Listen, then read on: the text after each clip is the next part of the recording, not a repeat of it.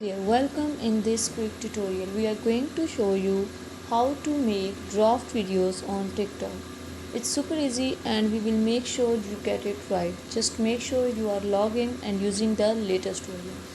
Make sure to watch the complete video and follow each step carefully to avoid forgetting anything and making mistakes. Okay, we are going to make the draft videos on TikTok. First of all, you have to click on the TikTok app.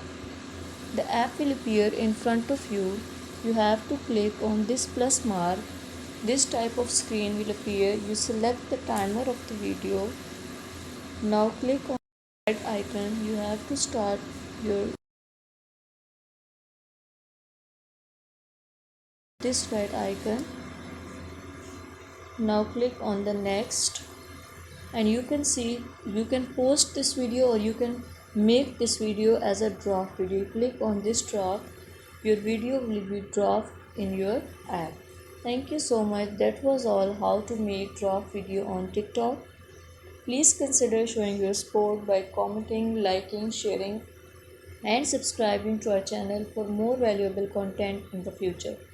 Your engagement is highly appreciated. I wish you very good luck. Thanks.